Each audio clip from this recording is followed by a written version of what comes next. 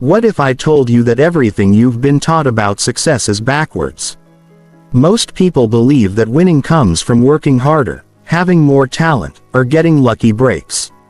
But here's the truth that separates champions from everyone else. Winning isn't about what happens to you. It's about how your mind processes what happens to you. The difference between those who consistently win and those who constantly struggle isn't circumstances, genetics, or resources. It's mental architecture. It's having a mind that's been deliberately engineered for victory. While everyone else operates with a default factory setting that's designed for survival, not success. In this audiobook, you're going to discover how to completely rewire your mental operating system.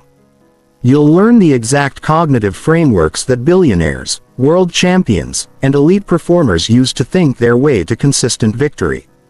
This isn't motivational fluff or positive thinking garbage. This is the deep science of mental dominance backed by neuroscience, psychology, and real-world results. By the time you finish this, you won't just think differently.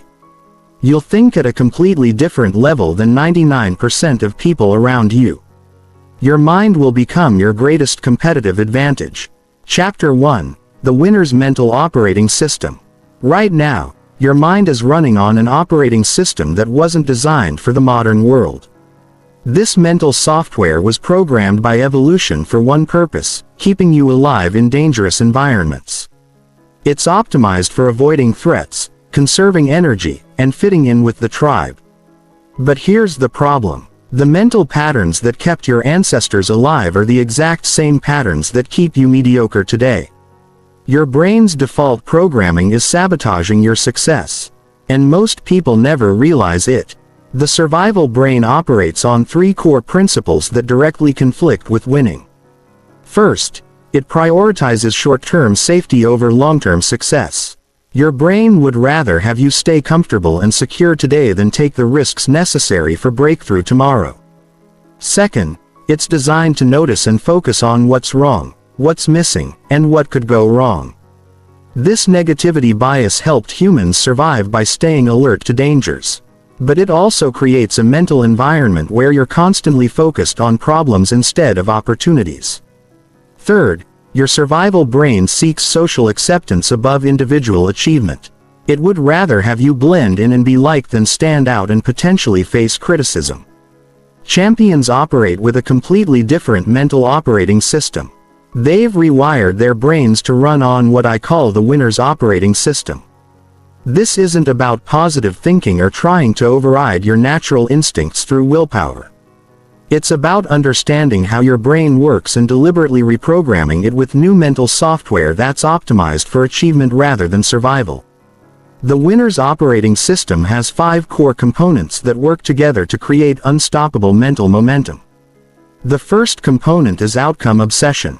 While most people focus on activities, winners focus obsessively on results. They train their minds to think backwards from their desired outcomes, asking not what should I do, but what result am I trying to create and what's the fastest path to get there. This single shift in mental focus eliminates 80% of the busy work that keeps average people spinning their wheels. The second component is strategic paranoia. This isn't about being fearful or negative.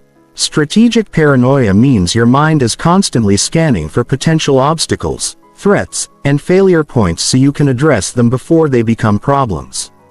While others are optimistically hoping things will work out, winners are pessimistically preparing for everything that could go wrong.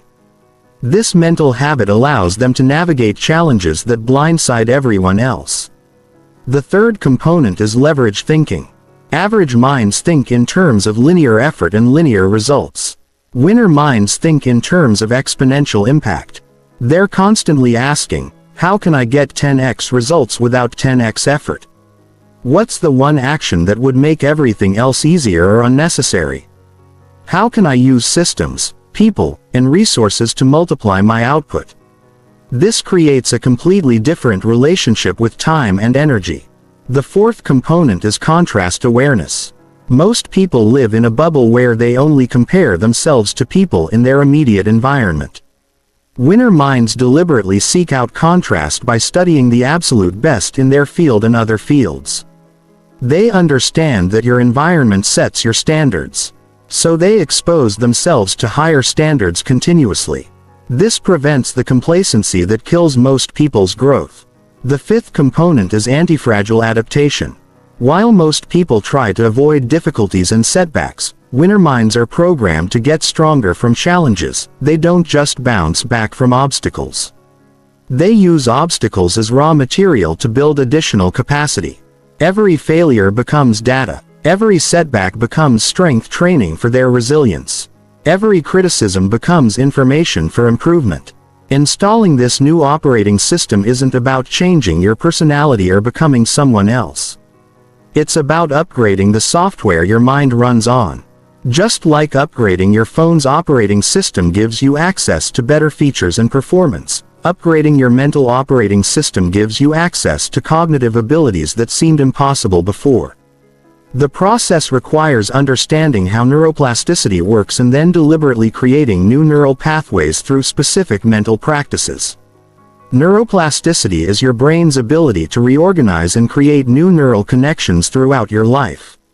Every thought you think, every decision you make, and every action you take is either strengthening existing mental patterns or creating new ones. Most people accidentally reinforce their limiting patterns because they're unconscious of this process. Winners take conscious control of their neuroplasticity, deliberately choosing thoughts and actions that strengthen the mental patterns they want while weakening the patterns they don't want. The key is understanding that your brain doesn't distinguish between mental rehearsal and actual experience. When you vividly imagine yourself successfully handling a challenging situation, your brain creates the same neural pathways as if you actually experienced that success.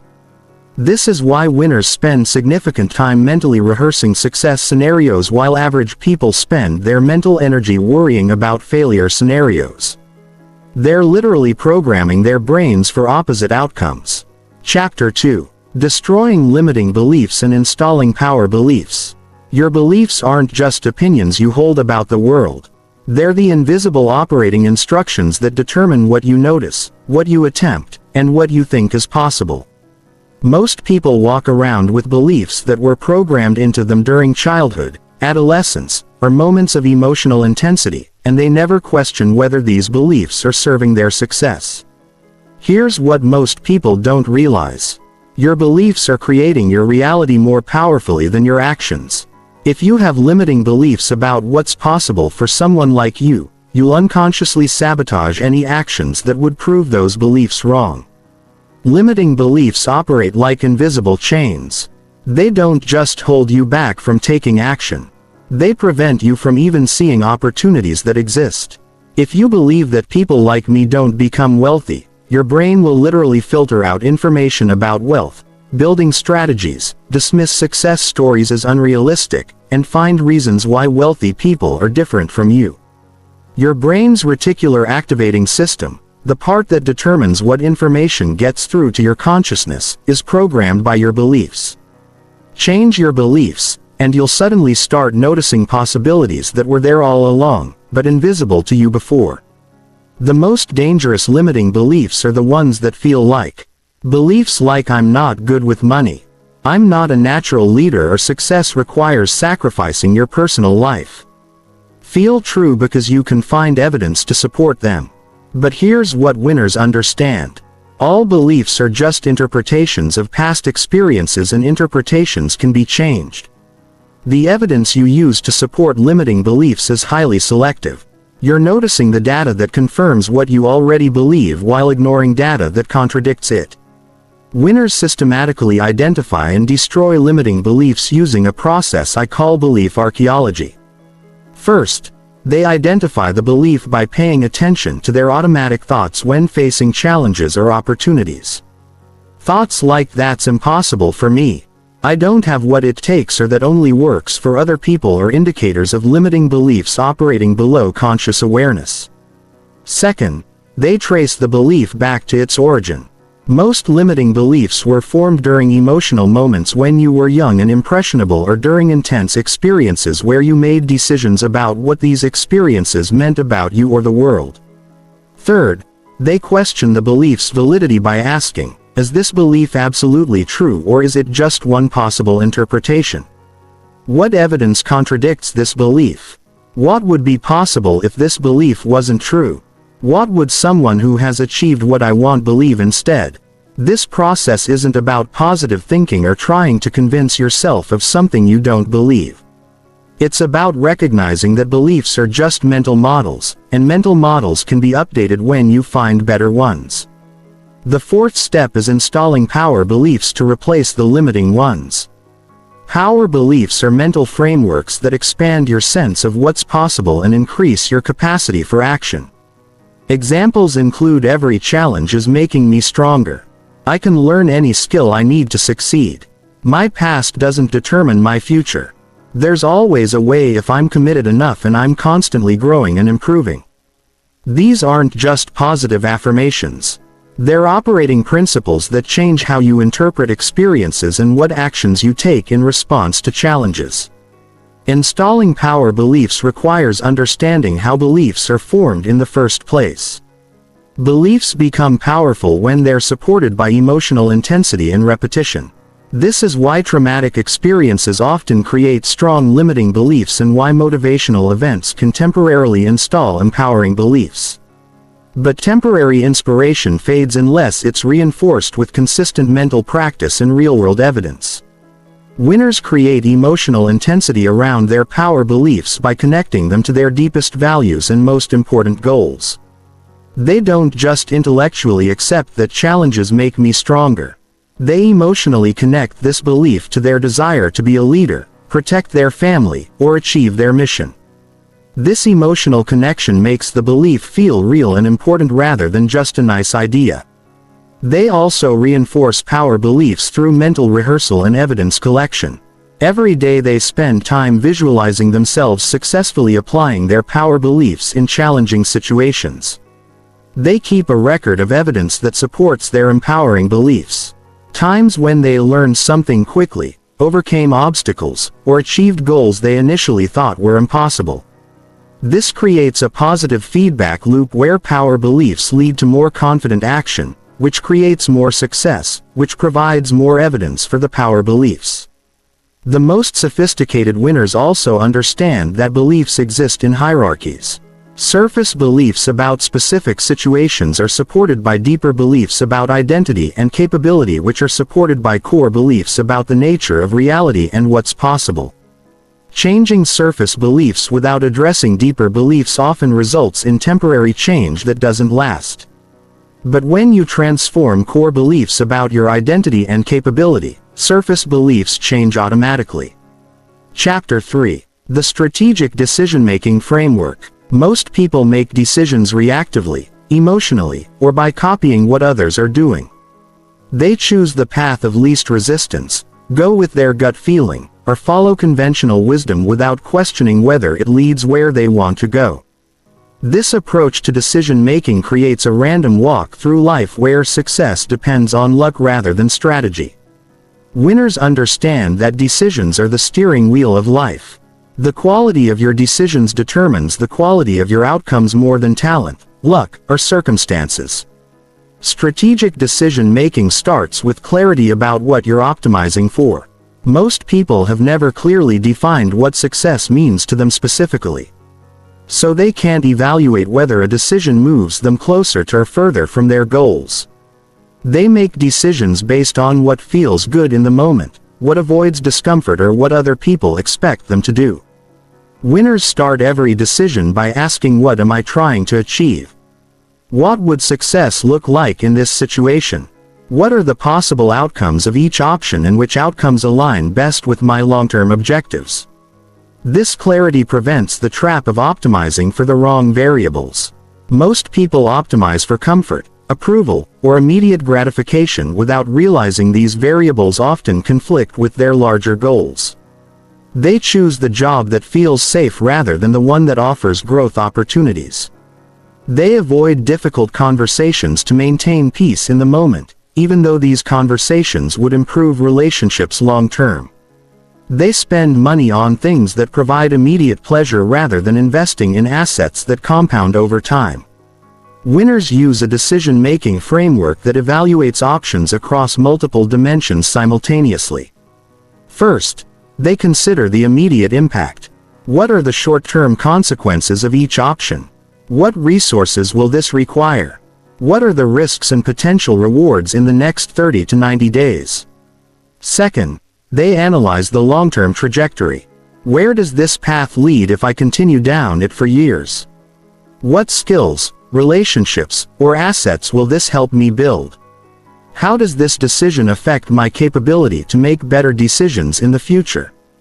Third, they evaluate the opportunity cost. What am I saying no to by choosing this option? What other possibilities am I closing off? Are there higher leverage opportunities I should pursue instead? This is often the most important dimension because every yes is a no to something else. And many people fail to consider what they're giving up when they make commitments. Fourth, they assess alignment with their values and identity. Does this decision reflect who I want to be?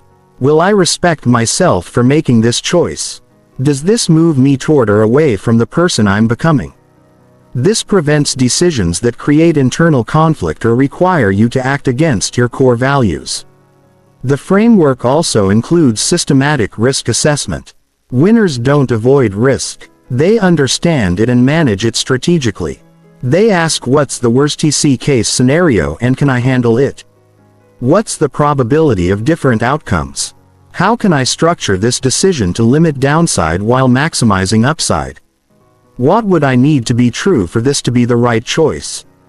Most people either avoid risk completely, which guarantees mediocrity, or take reckless risks without proper analysis, which leads to preventable failures. Winners take calculated risks where they've analyzed the probabilities, limited their downside exposure, and positioned themselves to benefit significantly if things go well.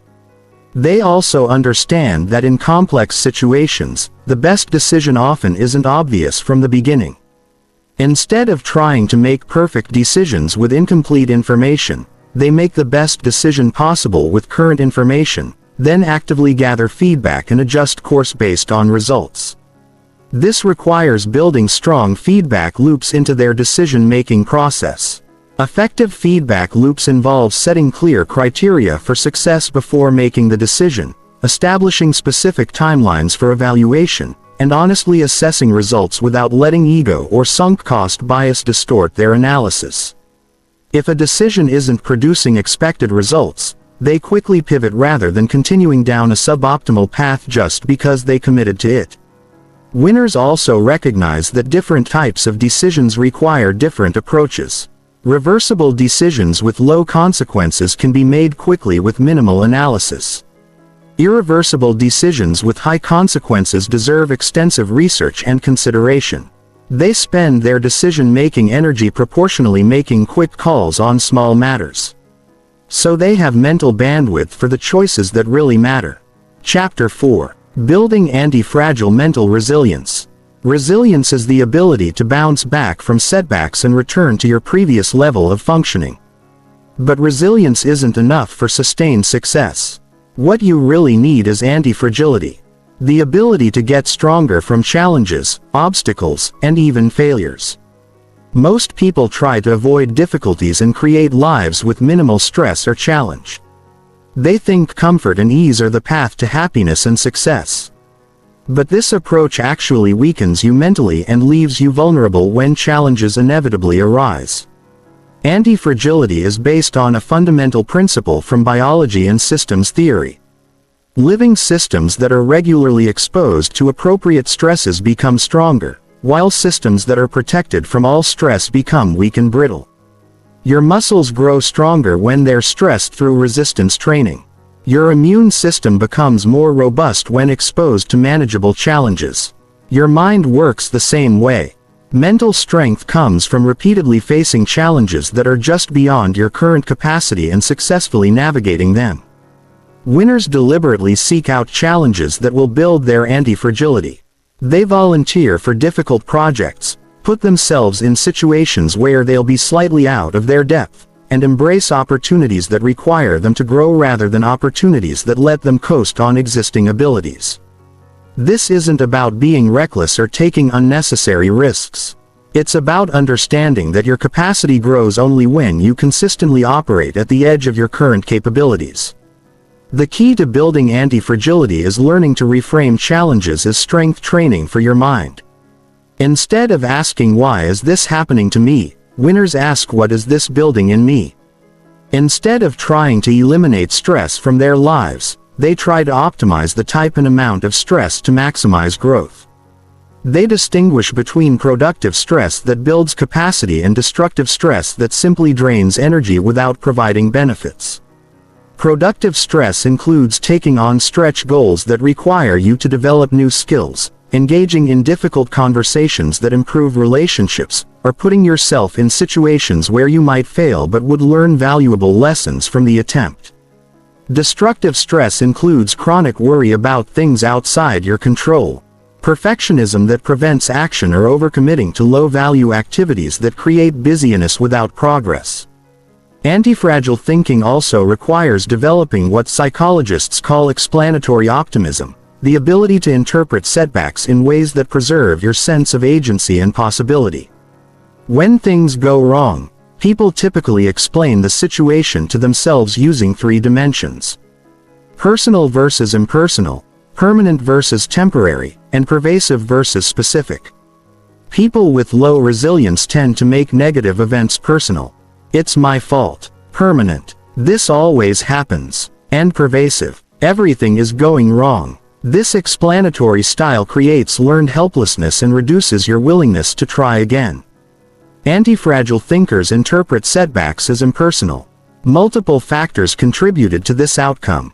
Temporary: "This is a temporary setback, not a permanent condition." And specific: "This particular approach didn't work in this specific situation." But anti-fragile thinking goes beyond just avoiding negative explanations. It actively looks for the advantages and opportunities that challenges create. Every obstacle builds problem-solving skills. Every failure provides data about what doesn't work. Every criticism offers information for improvement. Every setback forces you to develop new capabilities or find better approaches. This doesn't mean being naive or pretending that negative events are actually positive. It means training your mind to automatically look for and extract value from every experience, especially difficult ones. Winners develop a mental habit of asking, "What can I learn from this? How can this make me stronger? What opportunity does this create? What would I need to believe about this situation to feel excited rather than defeated?" Building anti-fragility also requires developing emotional regulation skills that allow you to maintain clear thinking under pressure. Most people's decision-making quality deteriorates when they're stressed, angry, or fearful. Their emotions hijack their rational thinking, leading to reactive decisions that make problems worse. Anti-fragile individuals develop the ability to notice emotional intensity without being controlled by it. This involves practicing what neuroscientists call cognitive reappraisal, changing how you think about a situation to change how you feel about it. Instead of trying to suppress negative emotions, which typically makes them stronger, you learn to reinterpret triggering situations in ways that naturally reduce emotional intensity and increase your sense of control. Chapter 5: The Psychology of Consistent Peak Performance. Consistency separates true champions from one-hit wonders. Anyone can have a great day, week, or even month. But sustained excellence requires understanding the psychological principles that enable peak performance on demand, regardless of circumstances, mood, or external conditions. Most people's performance fluctuates wildly based on factors outside their control. They perform well when they feel motivated, when conditions are favorable, and when they're in a good mood. But they struggle when motivation wanes, when challenges arise, or when they don't feel like doing the work. Winners understand that waiting for motivation is an amateur approach to performance. Motivation is unreliable because it's based on emotions, and emotions constantly change based on circumstances. Professional athletes don't wait until they feel like training. Successful entrepreneurs don't wait until they feel motivated to work on their business. Elite performers in every field have learned to generate consistent output regardless of their emotional state. This requires building what psychologists call self-regulation, the ability to control your behavior, emotions, and attention in service of your long-term goals. Self-regulation is like a muscle that can be strengthened through practice, but it also gets depleted through use.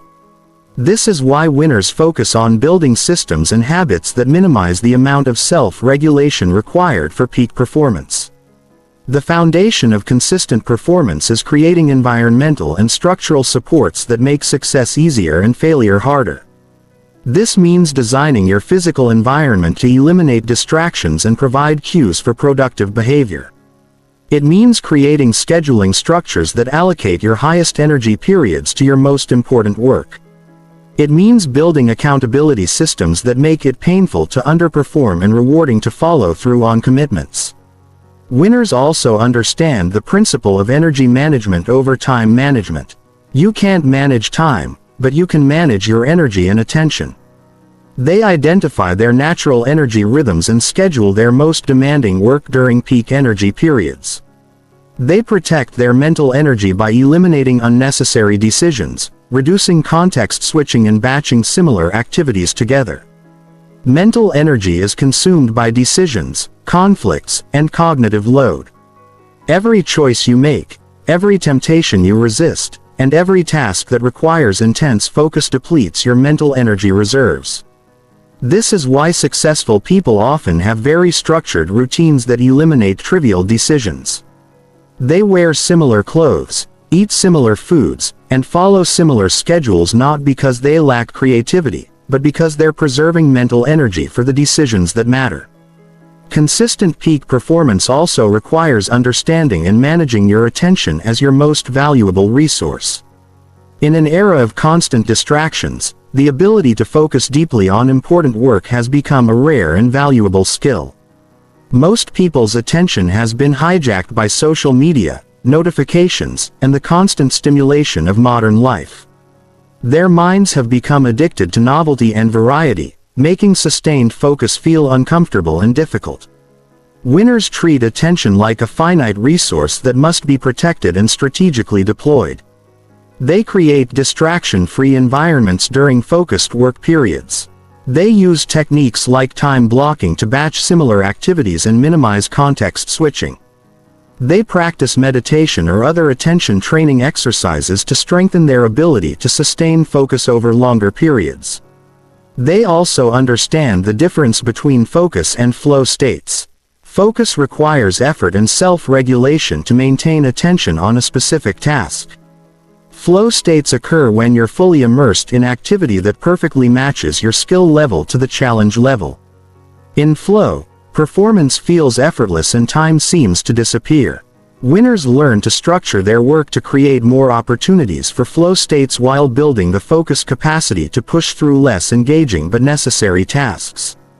Peak performance psychology also involves managing the internal dialogue that runs through your mind during challenging moments. Most people have internal critics that become loudest exactly when they need confidence.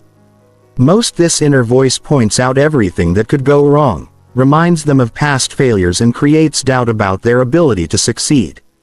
Winners learn to notice this internal dialogue without being controlled by it. Instead of trying to eliminate negative self-talk, which usually makes it stronger, they learn to change their relationship with it. They develop what psychologists call metacognitive awareness. Thinking about thinking. They notice when their minds are generating unhelpful thoughts and choose not to engage with those thoughts emotionally.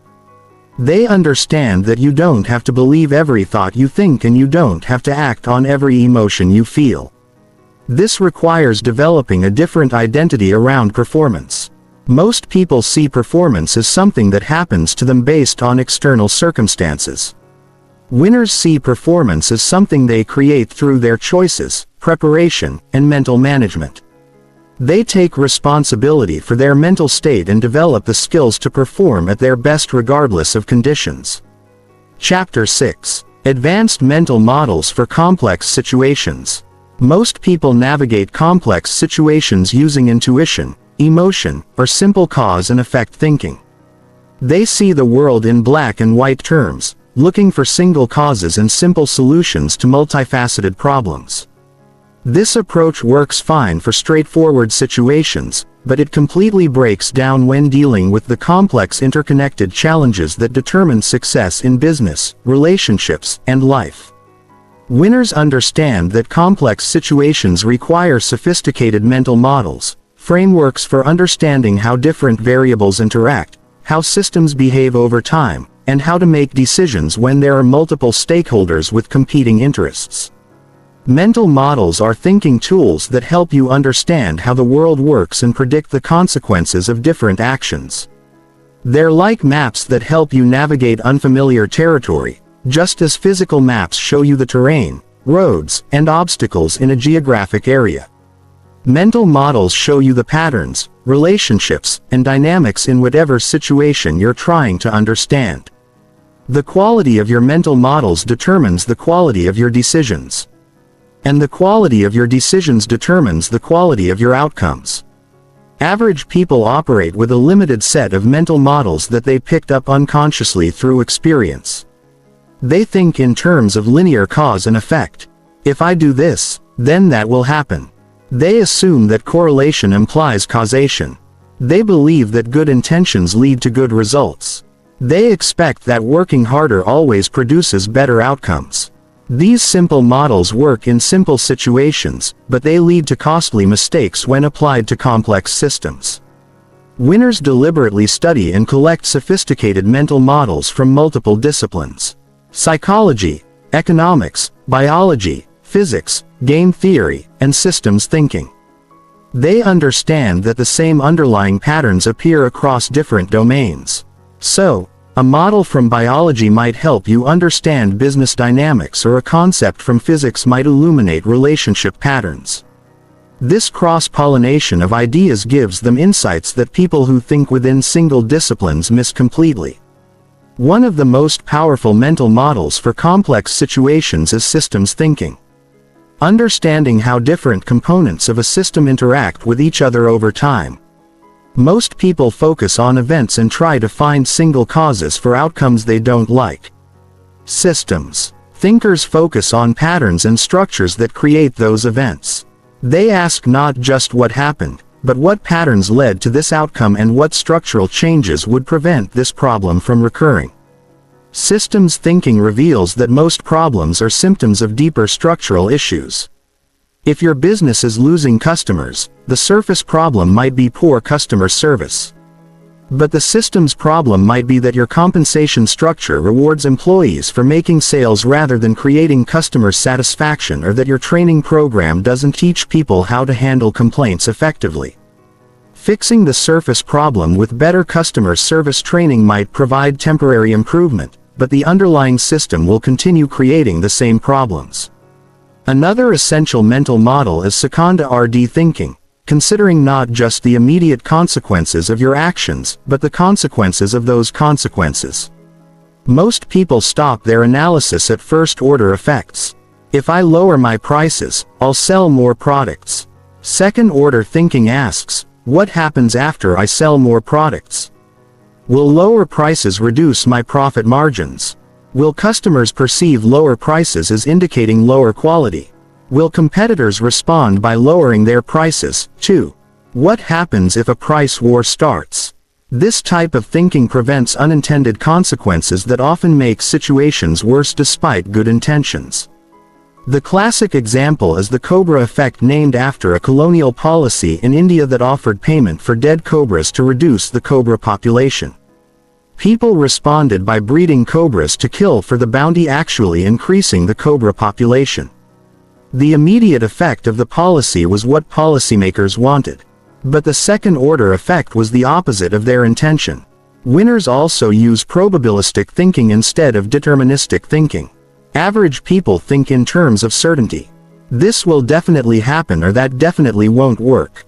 Probabilistic thinking recognizes that most outcomes involve uncertainty, and focuses on estimating the likelihood of different scenarios. Instead of asking will this work, winners ask what's the probability this will work and how does that compare to other options. This shift in thinking leads to better decision-making under uncertainty. Instead of avoiding situations where you can't predict the outcome with certainty, you learn to make decisions based on expected value. The probability of different outcomes multiplied by the consequences of each outcome. A decision with a 30% chance of extraordinary success and 70% chance of manageable failure might be better than a decision with 90% chance of modest success and 10% chance of modest failure. Inversion is another powerful mental model that involves approaching problems backwards. Instead of asking how can I succeed, you ask how could I fail and how can I avoid those failure modes. Instead of asking what should I do, you ask what should I definitely not do. Inversion helps you identify hidden risks and constraints that forward thinking might miss. Charlie Muir, Warren Buffett's business partner, attributes much of his success to inversion thinking. Winners also understand the principle of optionality, structuring situations to benefit from positive unexpected events while limiting exposure to negative unexpected events. This involves making decisions that give you multiple paths forward rather than committing to single courses of action. Instead of betting everything on one opportunity, you create a portfolio of opportunities where each has limited downside but significant upside potential. The mental model of competitive dynamics helps winners understand how other people's decisions affect your outcomes. Most people make decisions in isolation as if they're the only person making strategic choices. But in competitive environments, your success depends not just on what you do, but on what others do in response to what you do. Game theory provides frameworks for thinking about these multiplayer situations where everyone's decisions affect everyone else's outcomes. Understanding competitive dynamics prevents the mistake of optimizing for current conditions without considering how those conditions might change in response to your actions. If you discover a profitable market opportunity, you need to consider how quickly competitors will notice and respond. If you develop a competitive advantage, you need to think about how sustainable that advantage will be, as others try to copy or neutralize it. Chapter 7. Emotional Mastery Under Pressure. Pressure reveals who you really are. When the stakes are high, deadlines are looming, and everything feels uncertain, your true character emerges. Most people's performance degrades under pressure because their emotions take control of their decision-making. Fear makes them hesitant and conservative. Anger makes them reactive and reckless. Anxiety makes them overthink and second-guess themselves. Excitement makes them impulsive and careless. Winners understand that emotional mastery isn't about eliminating emotions. It's about maintaining access to your highest level thinking even when emotions are intense. The first step in emotional mastery is understanding how emotions affect your cognitive capabilities. When you're in an intense emotional state, your brain prioritizes speed over accuracy. The amygdala, which processes emotional threats, can hijack your prefrontal cortex, which handles complex reasoning. This emotional hijacking made sense from an evolutionary perspective when quick reactions to physical threats meant the difference between life and death. But in modern situations, emotional reactions usually make problems worse rather than better. Emotional hijacking doesn't just affect your thinking. It affects what information you notice and remember. When you're anxious, you become hypervigilant for threats and miss opportunities. When you're angry, you focus on what's wrong and miss what's working. When you're excited, you focus on potential rewards and miss potential risks. Each emotional state acts like a filter that determines what data reaches your conscious awareness. Winners develop emotional awareness, the ability to recognize emotional intensity as it's building rather than after it's taken control. Most people only notice their emotions after they're already fully activated and affecting their behavior. By then, it's much harder to regain cognitive control. Emotional awareness involves paying attention to early warning signs. Changes in your breathing, muscle tension, thought patterns, or attention focus that indicate emotional intensity is increasing. The key insight is that there's always a gap between the trigger that starts an emotional response and the point where that emotion takes control of your behavior. Most people experience this gap as instantaneous. But with practice, you can learn to recognize and extend this gap. In that extended gap, you have the opportunity to choose how to respond rather than reacting automatically. Developing this gap requires understanding the physiology of emotional responses.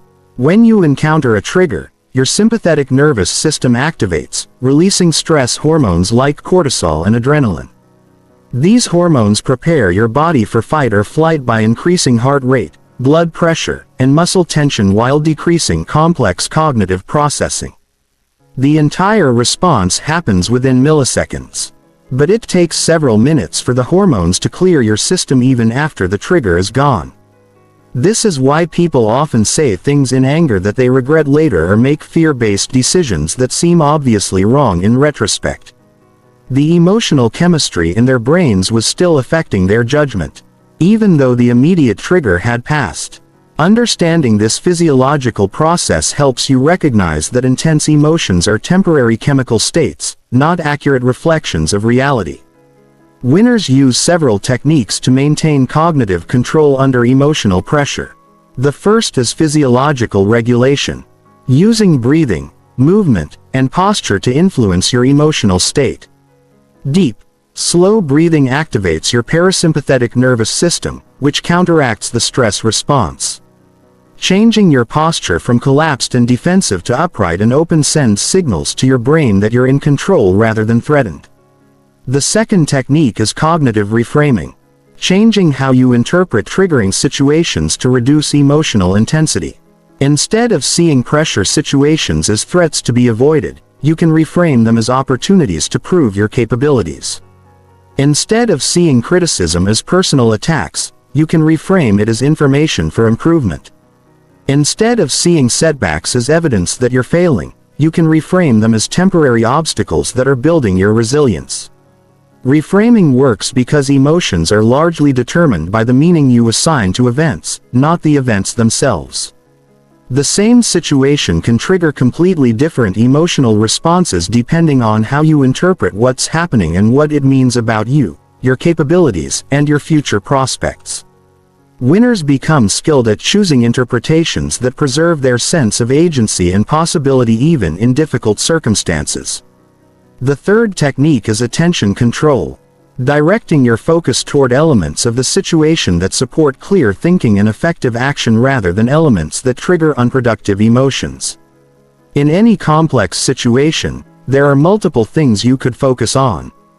You could focus on what's going wrong or what's going right. You could focus on factors outside your control or factors within your control. You could focus on worst-case scenarios or best-case scenarios. Winners don't ignore negative information or pretend problems don't exist, but they strategically direct their attention toward actionable information while limiting exposure to information that triggers unproductive emotional responses without providing actionable insights. They ask, "What do I need to focus on right now to move this situation forward? And what's the most useful way to think about this challenge?" Emotional mastery also involves developing what psychologists call distress tolerance, the ability to function effectively even when experiencing uncomfortable emotions. Most people try to avoid or immediately escape uncomfortable emotional states. They distract themselves, numb themselves with substances or activities, or make impulsive decisions just to relieve emotional discomfort quickly. This approach prevents them from handling situations that require persistence through temporary discomfort. Winners understand that some of the most important actions require doing things that feel uncomfortable in the short term, but produce better outcomes in the long term. Having difficult conversations feels uncomfortable but improves relationships. Taking calculated risks feels scary but creates opportunities for breakthrough results. Maintaining discipline when motivation is low feels unpleasant but builds the consistency that leads to success. Distress tolerance involves accepting that discomfort is temporary and doesn't require immediate action to relieve it. You can feel anxious without avoiding challenging situations. You can feel angry without saying things you'll regret.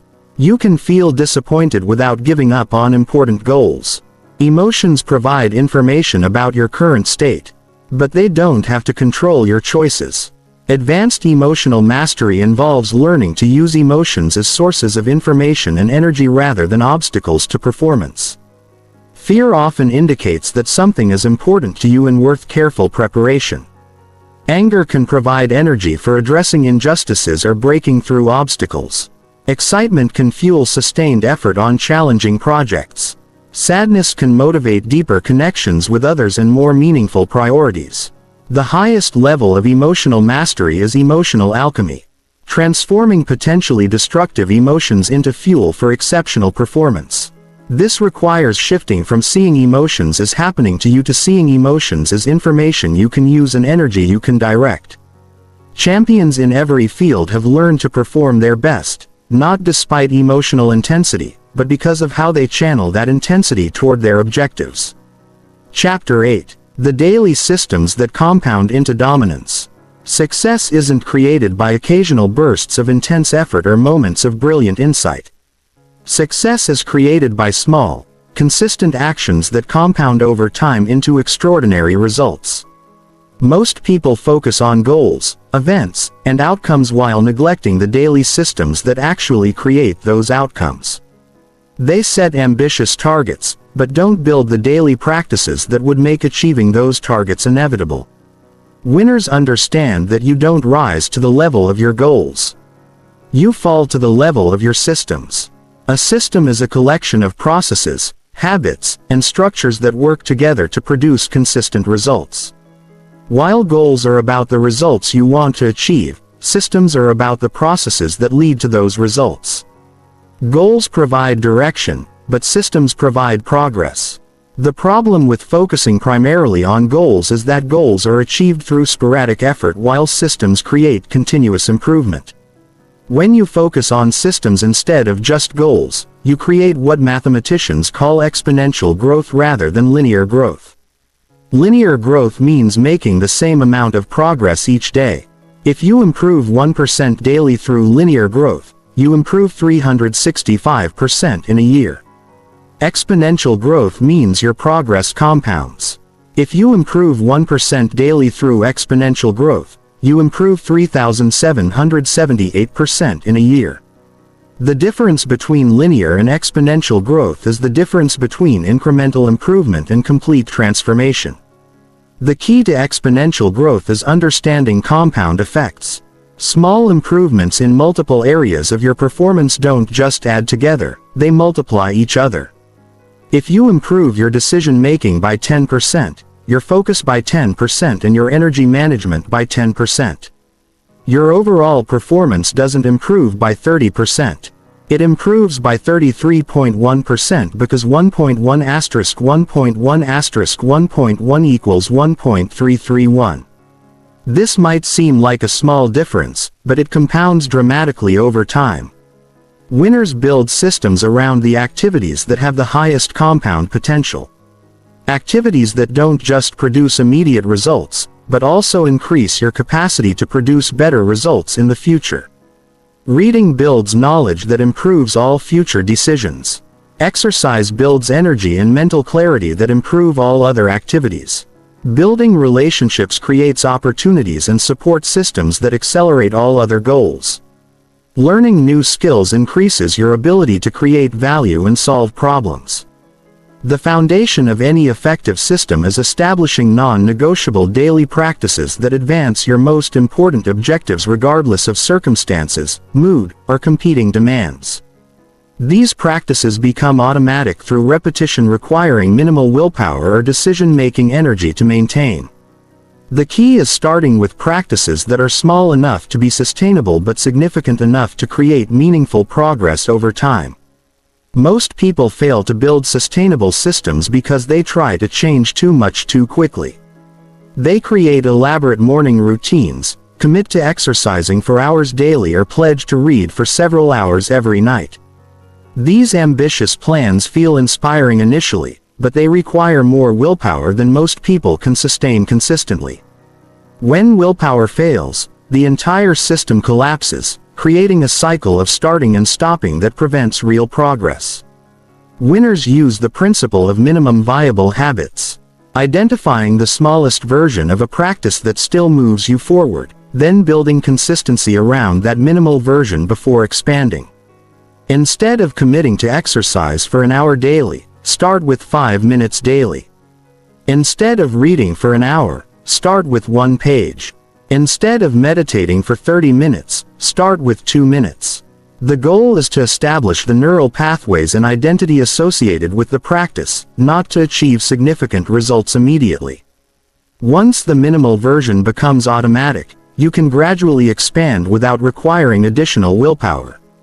The person who consistently exercises for 5 minutes daily can easily expand to 10 minutes because they've already established the habit of daily exercise.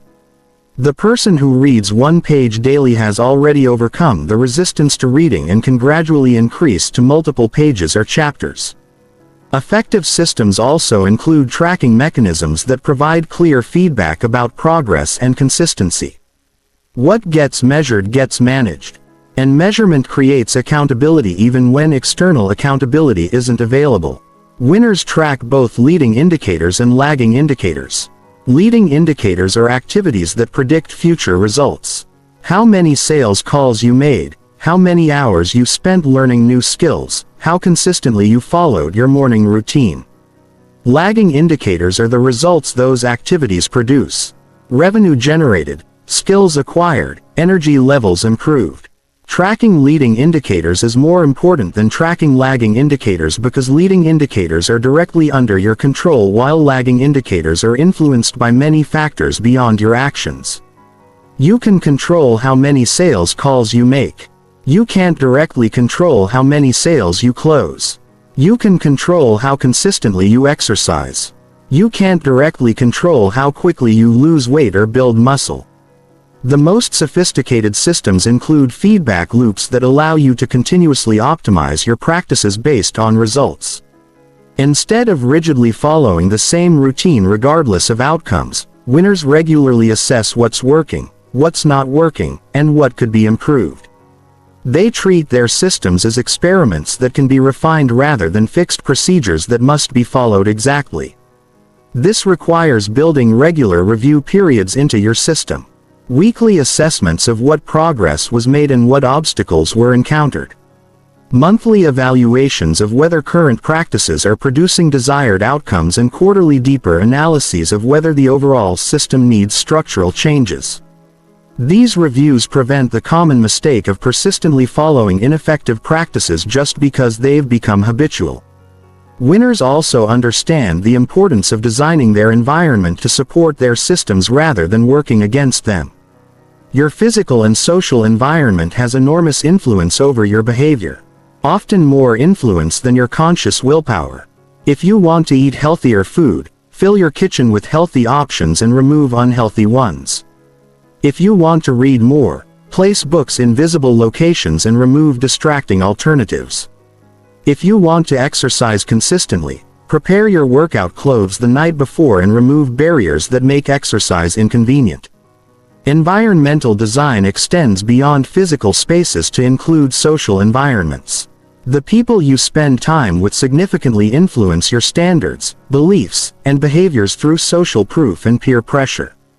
Winners deliberately cultivate relationships with people who model the behaviors and mindsets they want to develop while limiting exposure to people who reinforce patterns they want to change. The ultimate goal of building systems is to create what psychologists call automaticity. Performing important behaviors without requiring conscious decision-making or willpower. When beneficial behaviors become automatic, they happen regardless of motivation, circumstances, or competing demands. This frees up your mental energy for higher-level strategic thinking and creative problem-solving rather than constantly battling yourself to do things you know are important. Chapter 9. Social Intelligence and Influence Psychology. Success in any field ultimately depends on your ability to work effectively with other people. No meaningful achievement happens in isolation. Whether you're building a business, advancing in your career, or creating something meaningful, you need other people's cooperation, support, and resources. Yet, most people approach social interactions reactively, hoping others will like them and help them without understanding the psychological principles that actually drive human behavior. Winners study social dynamics systematically and develop sophisticated skills for understanding, connecting with and influencing others. Social intelligence starts with understanding that every person you interact with is primarily concerned with their own interests, challenges, and objectives. This isn't selfishness, it's human nature. People don't wake up thinking about how to help you achieve your goals. They wake up thinking about their own problems, opportunities, and priorities. The fastest way to build rapport and influence with others is to understand their world from their perspective and find ways to align your interests with theirs. This requires developing what psychologists call theory of mind, the ability to understand that other people have thoughts, feelings, beliefs, and motivations that are different from your own. Most people assume others think the same way they do, value the same things they value, and are motivated by the same factors that motivate them. This assumption leads to communication failures and influence attempts that backfire because they're based on what would convince you rather than what would convince the other person. Winners become students of individual psychology. They pay attention to what each person talks about, what they avoid talking about, what energizes them, what frustrates them, what they value, and what they fear. They notice whether someone is motivated more by gaining rewards or avoiding risks, whether they prefer detailed analysis or big-picture thinking, whether they make decisions quickly or need time to process information, and whether they're influenced more by logic or emotions. Understanding individual differences allows you to adapt your communication style to match each person's preferences and decision-making processes. When talking to analytical people, you lead with data, logic, and systematic reasoning. When talking to emotional people, you focus on feelings, relationships, and personal impact. When talking to action-oriented people, you emphasize results, efficiency, and practical benefits. When talking to relationship-oriented people, you emphasize collaboration, consensus, and mutual benefit. Beyond individual psychology, winners understand group dynamics and social proof. People's behavior changes dramatically when they're in groups compared to when they're alone. In groups, people often defer to perceived authorities, follow what seems to be the group consensus, and suppress their individual preferences to maintain social acceptance. Understanding these dynamics allows you to structure social situations to encourage the behaviors and decisions you want. Social proof is one of the most powerful influence principles. People look to the behavior of others to determine what's appropriate in uncertain situations. If you want someone to adopt a new behavior, showing them that similar people are already engaging in that behavior is more persuasive than logical arguments about why they should change. If you want someone to support your initiative, demonstrating that respected people they know have already endorsed it creates momentum in your favor. Winners also understand the principle of reciprocity. People feel obligated to return favors and gestures of goodwill. But reciprocity works most effectively when it's genuine rather than manipulative. Instead of doing favors to create obligations, focus on genuinely helping people achieve their objectives. When you consistently add value to others' lives without immediate expectation of return, you build relationship capital that creates long-term influence and support. The key to effective reciprocity is understanding that different people value different types of assistance. Some people most appreciate help with practical problems. Others value introductions to useful contacts. Some want recognition and public acknowledgement. Others prefer private support and encouragement. Some value expert advice and feedback. Others want resources, tools, or information. Winners identify what each person would find most valuable and find ways to provide that specific type of value. Authority and credibility are essential foundations for influence. People are more likely to be persuaded by individuals they perceive as competent, trustworthy, and knowledgeable. But authority isn't just about credentials or formal positions. It's about demonstrating expertise through your knowledge, insights, and track record of success. Winners build credibility by consistently delivering on commitments, providing valuable insights, and demonstrating competence in their actions and decisions. Credibility is built through small, consistent actions over time rather than grand gestures. Being punctual builds credibility. Following through on small commitments builds credibility. Providing accurate information builds credibility.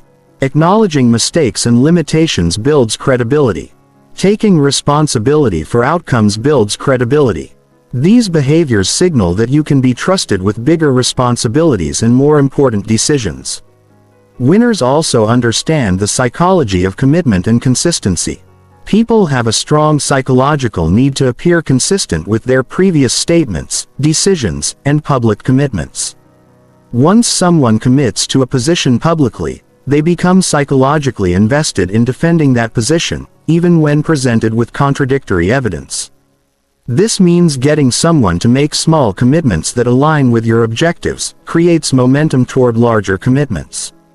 The most effective commitments are those that people make voluntarily rather than being pressured into. Instead of telling people what they should do, skilled influencers ask questions that lead people to conclude for themselves that certain actions make sense. Instead of presenting fully formed solutions, they involve others in developing solutions. So those people feel ownership of the ideas. People support what they help create much more enthusiastically than what's imposed on them.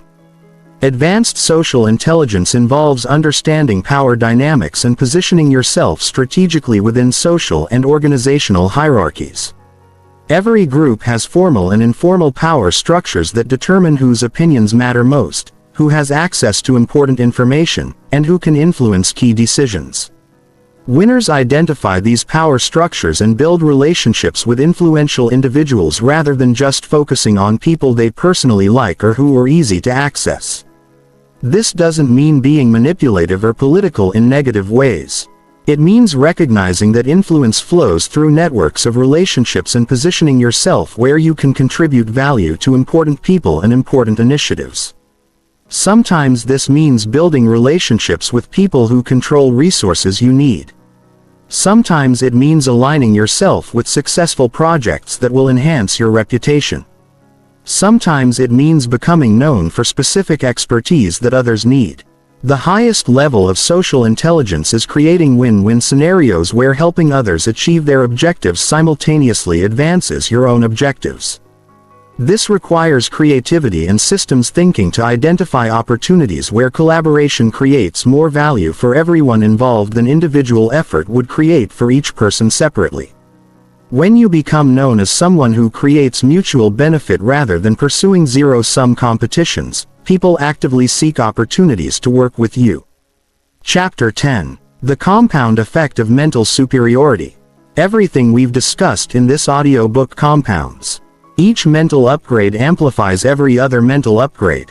Improving your decision-making framework makes your emotional mastery more effective because you're making better choices about how to respond to emotional triggers. Developing better mental models helps you build more effective systems because you understand how different variables interact over time.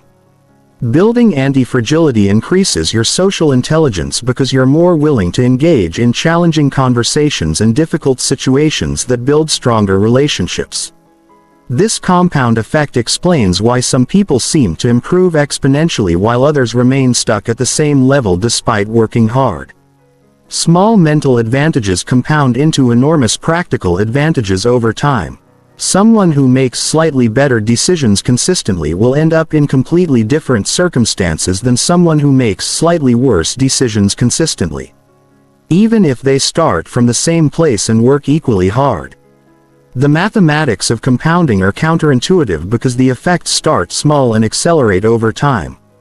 If two people start with equal abilities but one improves 1% daily while the other improves 0.5% daily, the difference seems negligible initially. After 1 year, the person improving 1% daily is 37.88 times better than they started, while the person improving 0.5% daily is only 6 times better.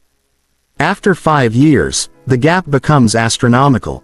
The 1% person is 1,460, 9 times better, while the 0.5% person is only 1 times better. This compounding effect applies to every aspect of mental performance. Small improvements in focus compound into massive advantages in productivity. Small improvements in emotional regulation compound into dramatically better relationships and leadership capabilities. Small improvements in strategic thinking compound into vastly superior life outcomes. The key is understanding that every mental upgrade is an investment that pays dividends across every other area of your performance. Winners understand that developing mental superiority is like building a high-performance engine that makes everything else in your life more effective. Once you have the mental frameworks, emotional skills, and systematic approaches we've covered, every goal becomes easier to achieve. Every challenge becomes easier to navigate, and every opportunity becomes easier to capitalize on. You're not just improving specific skills, you're upgrading the operating system that runs everything else. The compound effect also means that early investments in mental development pay the highest returns. The sooner you begin implementing these frameworks and building these capabilities, the longer you have to benefit from compound growth. Someone who develops superior mental models at age 25 has 40+ years to benefit from better decision. Someone who builds emotional mastery early has decades to leverage better relationships and leadership capabilities. But compounding works in both directions. Just as positive mental habits compound into extraordinary results, negative mental habits compound into increasingly limiting outcomes. Mental patterns that seem harmless in the short term can create devastating long-term consequences through compound effects. Procrastination that costs you 1 hour today compounds into missed opportunities, reduced capabilities, and weakened credibility. Over time, poor decision-making that creates small problems today compounds into increasingly complex challenges that become harder to resolve. This is why mental superiority isn't just an advantage. It's a necessity for anyone who wants to achieve significant success. In competitive environments, falling behind mentally means falling behind exponentially. People with superior mental frameworks don't just perform slightly better. They operate in entirely different categories of effectiveness. They see opportunities others miss, solve problems others can't handle, and create value others can't imagine. The compound effect of mental superiority also extends beyond individual performance to impact everyone around you. When you develop superior mental capabilities, you become more valuable to everyone you interact with. You provide better advice, make better decisions for teams and organizations, and create more opportunities for others. This creates positive feedback loops where others want to work with you, support your initiatives, and provide you with resources and opportunities. People with mental superiority attract other high performers because they can contribute meaningfully to challenging projects and complex problems. They gain access to exclusive opportunities that are only offered to people who have demonstrated exceptional capabilities. They build networks with other individuals who operate at high levels, creating compound effects through association and collaboration. Understanding the compound effect changes how you think about effort and improvement. Instead of looking for quick fixes or dramatic breakthroughs, you focus on consistent small improvements that accumulate over time. Instead of trying to change everything at once, you identify the highest leverage mental upgrades that will amplify everything else you do. The highest leverage improvements are usually in areas where you're currently weakest rather than areas where you're already strong. If you're great at strategic thinking but poor at emotional regulation, improving emotional regulation will have more compound impact than becoming even better at strategy. If you're excellent at individual performance but weak at social influence, developing social intelligence will unlock opportunities that pure individual capability can't access. Mental superiority also creates what economists call increasing returns. The more you develop these capabilities, the easier it becomes to develop them further. Learning accelerates learning because better mental models help you understand new information faster. Emotional mastery makes it easier to handle the discomfort of pushing beyond your current capabilities. Social intelligence provides access to mentors, resources, and opportunities that accelerate further development. This means that developing mental superiority is like climbing a mountain where each step up makes the next step easier rather than harder. The beginning requires the most effort because you're working against old patterns and building new capabilities from scratch. But once you reach critical mass, improvement becomes self-sustaining because you have the mental tools to continue learning, growing, and optimizing systematically. The ultimate compound effect of mental superiority is that it becomes part of your identity rather than something you have to consciously maintain. When these mental frameworks become automatic, you don't have to remember to think strategically, regulate your emotions, or influence others effectively. These capabilities become integrated into who you are and how you naturally operate. At this level, mental superiority creates effortless excellence where your default behaviors produce extraordinary results. This transformation doesn't happen overnight, but it's inevitable if you consistently apply these principles and frameworks. Every decision to think more strategically, every moment you choose emotional regulation over emotional reaction, every time you apply systematic thinking to complex problems, you're reinforcing neural pathways that make mental superiority more natural and automatic. The question isn't whether these principles work. The question is whether you'll commit to implementing them consistently enough to experience their compound effects. Mental superiority is available to anyone willing to study how their mind works and deliberately upgrade their mental capabilities. The frameworks exist. The science is proven. The only variable is your commitment to applying them consistently over time until they become automatic. Chapter 11. The Psychology of Mastery and Continuous Improvement. Mastery isn't a destination you reach. It's a mindset you embody. Most people think mastery means becoming so skilled at something that you no longer need to practice or improve.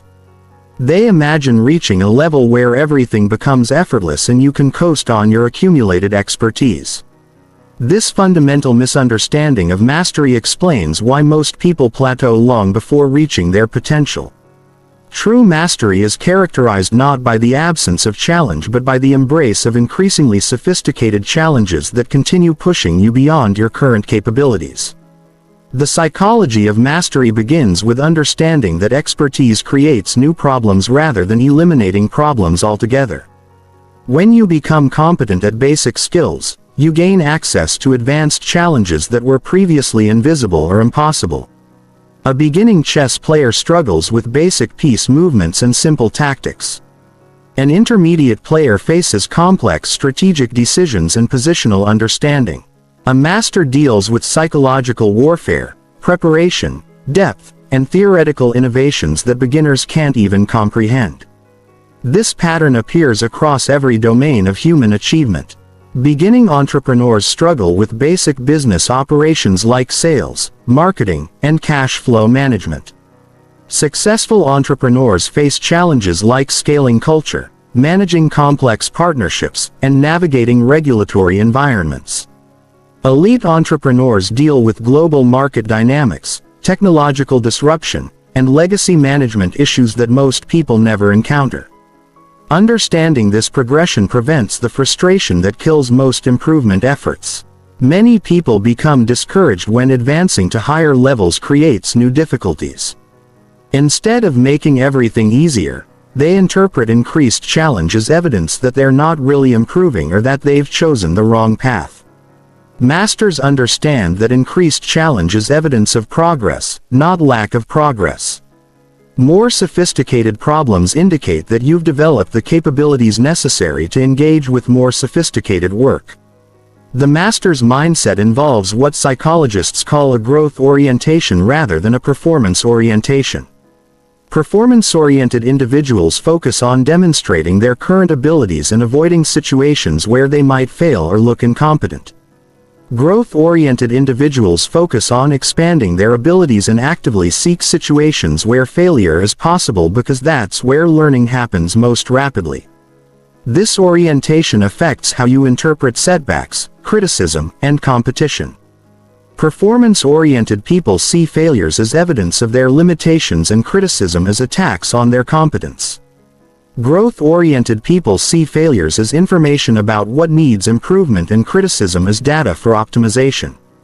Performance-oriented people view competitors as threats to their status. Growth-oriented people view competitors as standards to exceed and sources of insight about what's possible. Masters also develop what researchers call deliberate practice. Focused, systematic practice that targets specific weaknesses and pushes beyond current comfort zones. Most people engage in what could be called naive practice, repeating activities they're already comfortable with rather than working on skills that are currently difficult.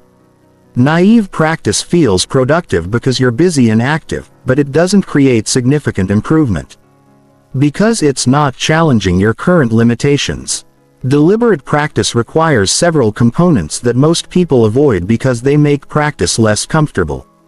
First, it requires accurate self-assessment to identify precisely what skills need improvement. Most people prefer to work on things they're already good at rather than confronting areas where they're weak. Second, it requires designing practice sessions that specifically target those weaknesses. Even when working on weaknesses feels frustrating and progress seems slow. Third, deliberate practice requires immediate accurate feedback about performance. Most people practice in isolation or in environments where they don't receive honest assessment of their performance. They develop confidence in skills that aren't actually as strong as they believe, creating a false sense of competence that prevents further improvement. Masters actively seek feedback from credible sources who can identify flaws that they can't see themselves. Fourth, deliberate practice requires sustained concentration over extended periods. The mental effort required to work consistently at the edge of your capabilities is exhausting, which is why most people avoid it. They prefer practicing things that feel easy and comfortable rather than engaging in the focused, demanding work that actually drives improvement. The psychology of continuous improvement also involves understanding how expertise changes your relationship with uncertainty and complexity. Beginners prefer clear rules, step-by-step instructions, and predictable outcomes. They want to know exactly what to do in every situation and feel uncomfortable when facing ambiguous decisions. Masters become comfortable with uncertainty and develop the ability to make good decisions with incomplete information. This comfort with uncertainty allows masters to operate effectively in complex, rapidly changing environments where beginners would be paralyzed by indecision. Instead of waiting for perfect information or clear instructions, masters gather the best available information, make decisions based on their understanding of underlying principles and adjust based on feedback from results. Masters also develop metacognitive skills.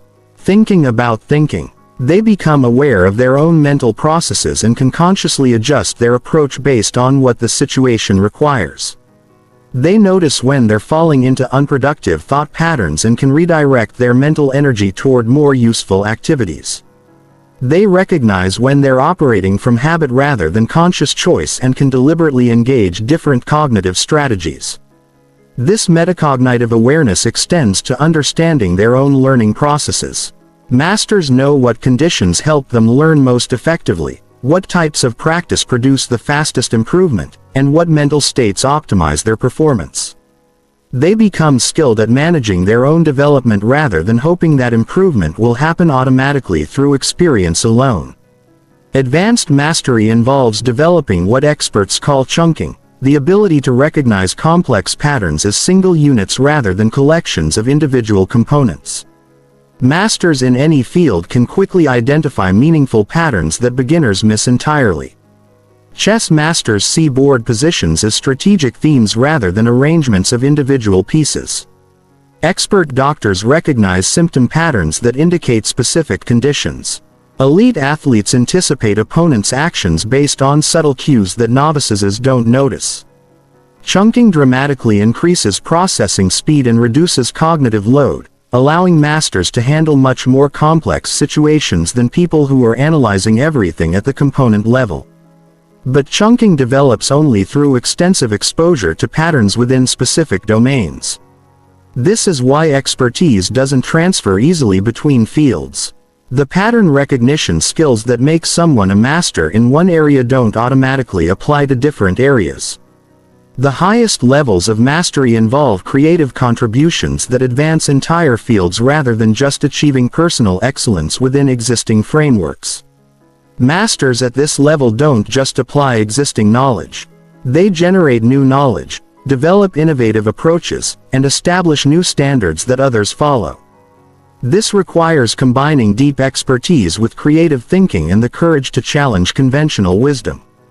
Creative mastery often involves what researchers call dissociation, combining ideas, techniques or principles from different fields to create novel solutions.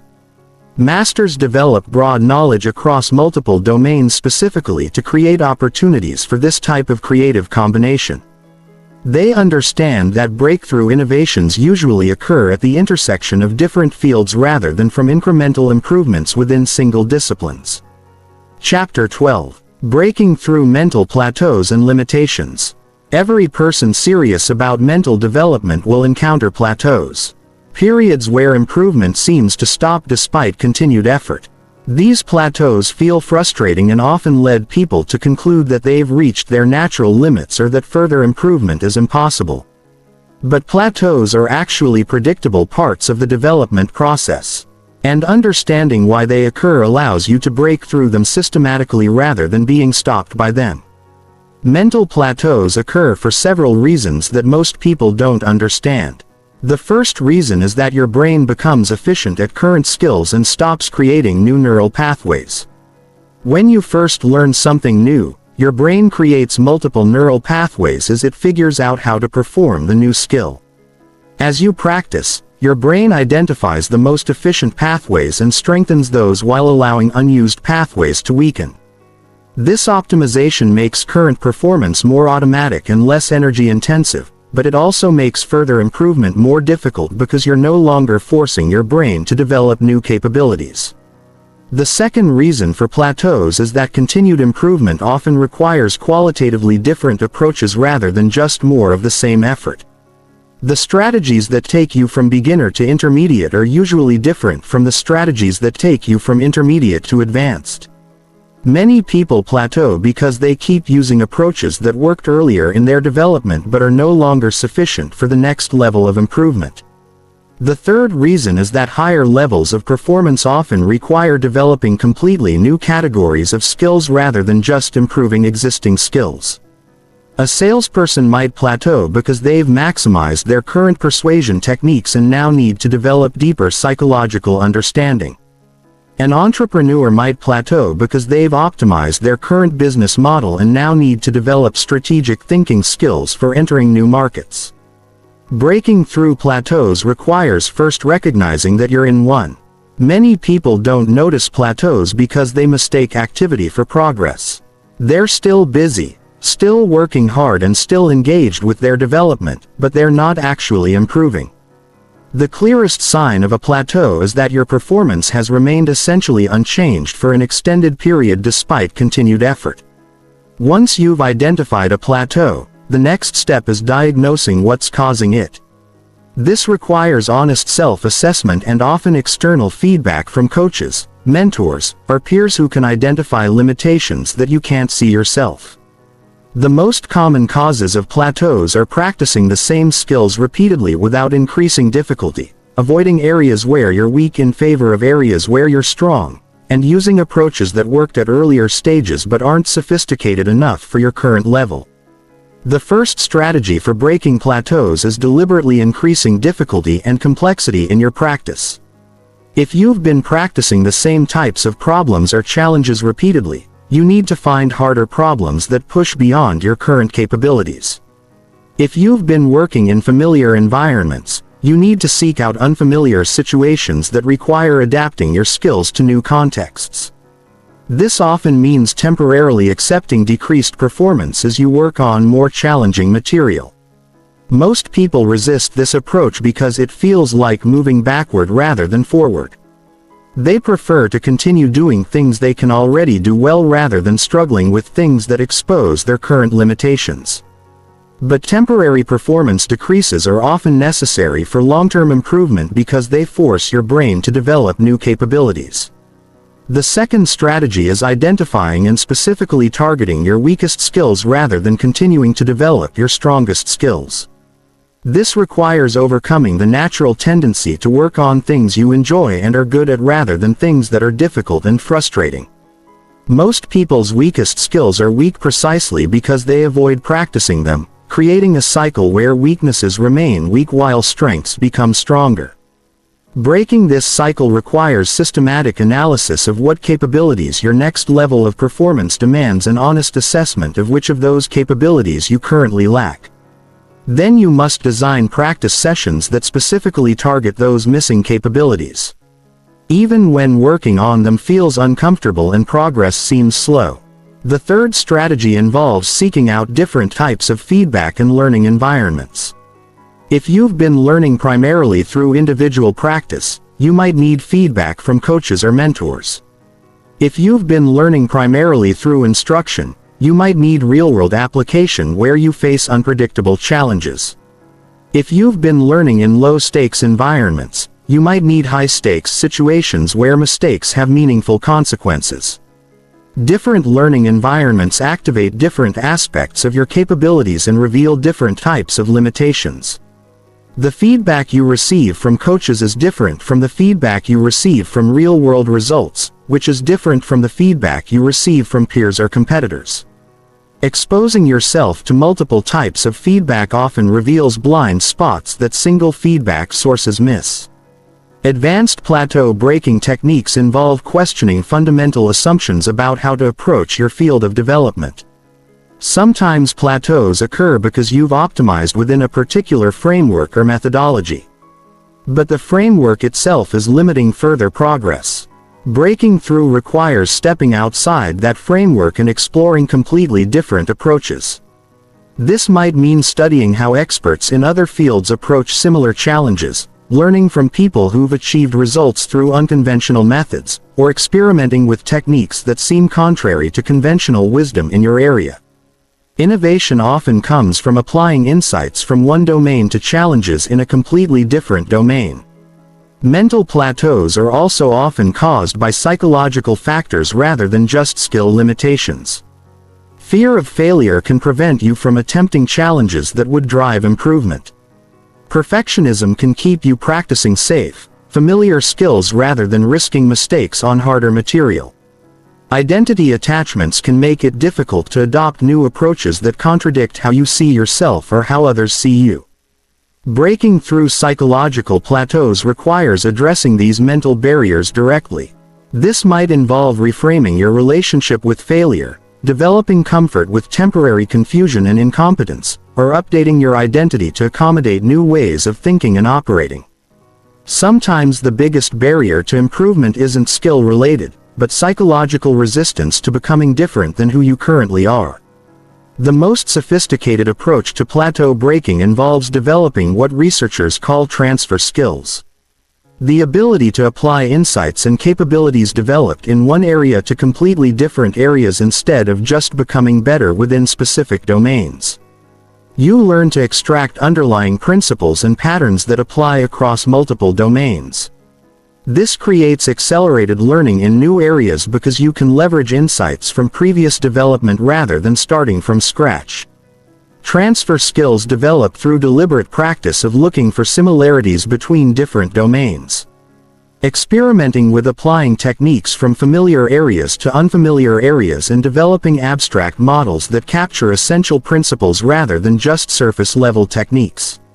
Masters in any field typically have strong transfer skills that allow them to quickly develop competence in related fields.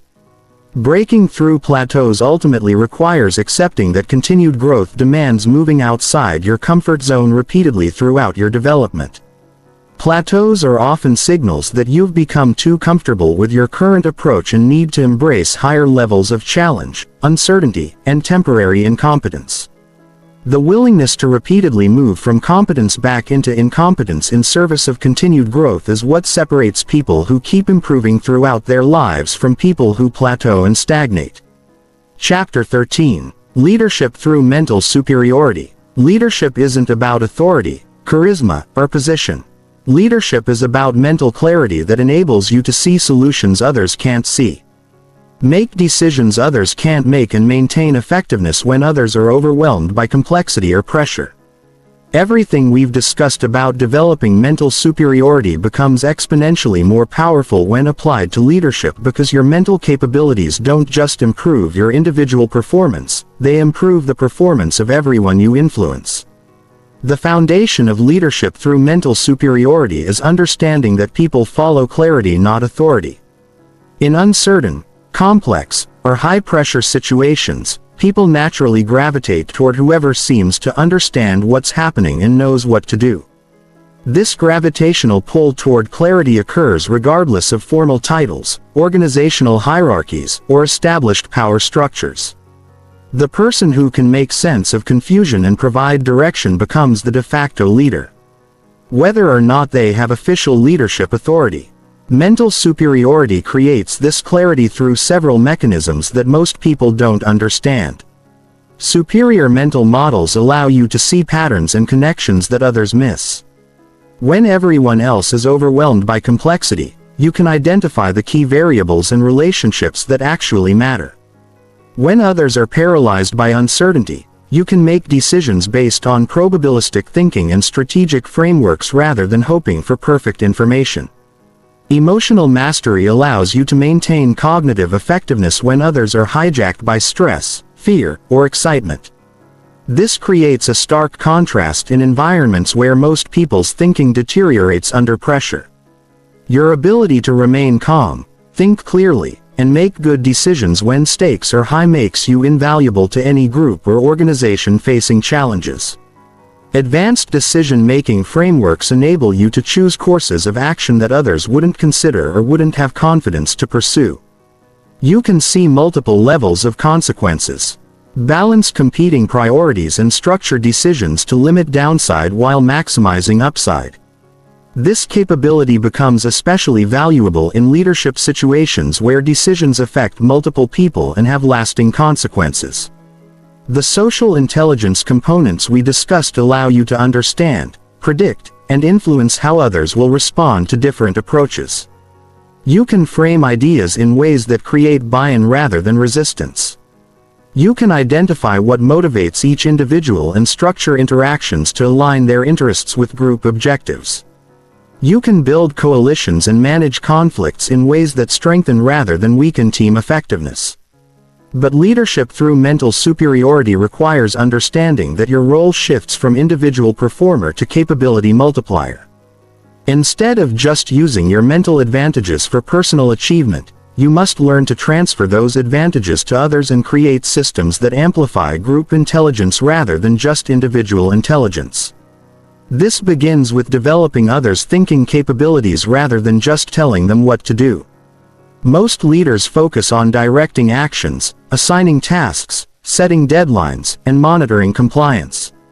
Leaders with mental superiority focus on upgrading others' decision-making frameworks, mental models, and problem-solving capabilities. Instead of being the person who always has the answers, you become the person who helps others develop better questions and thinking processes. This approach creates several advantages over traditional command and control leadership. First, it scales better because you're multiplying capabilities rather than just directing activities. Second, it creates more innovative solutions because you're leveraging multiple perspectives enhanced by better thinking tools rather than just implementing your individual ideas. Third, it builds organizational resilience because success doesn't depend entirely on your presence and decision-making. Advanced leadership involves creating what organizational theorists call learning systems, structures and processes that enable groups to continuously improve their collective intelligence and effectiveness. This requires understanding how information flows through organizations, how decisions get made at different levels, and how to design feedback loops that enable rapid learning and adaptation. Most organizations are designed for efficiency and control rather than learning and adaptation. They have rigid hierarchies that prevent information from flowing freely, standardized procedures that discourage experimentation, and accountability systems that punish mistakes rather than learning from them. Leaders with mental superiority redesign these structures to support collective intelligence development. This involves creating psychological safety where people feel comfortable sharing information, admitting mistakes, and proposing ideas that might not work. It requires establishing feedback systems that provide rapid, accurate information about what's working and what isn't. It means designing decision-making processes that leverage diverse perspectives while still enabling decisive action when necessary. The highest form of leadership through mental superiority is developing others who eventually surpass your own capabilities. Most leaders feel threatened by subordinates who might become better than them.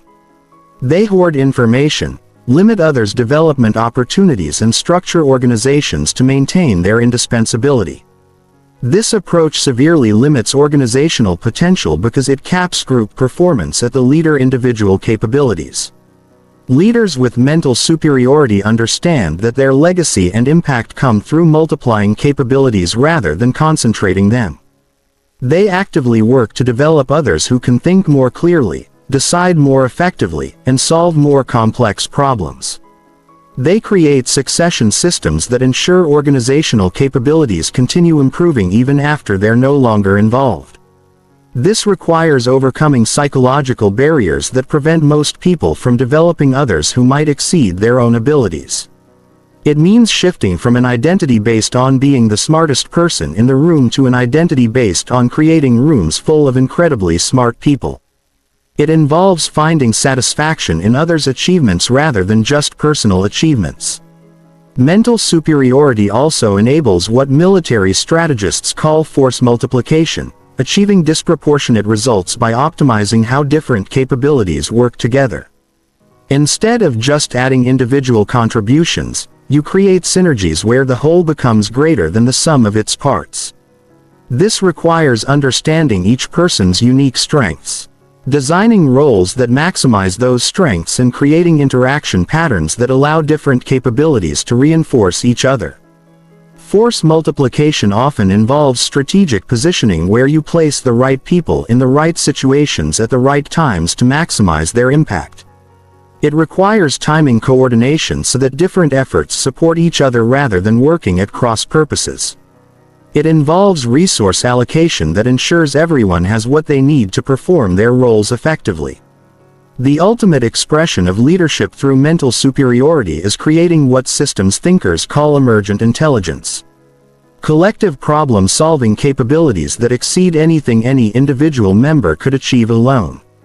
This happens when you successfully combine diverse perspectives, complementary skills, and sophisticated thinking frameworks into coordinated action toward shared objectives.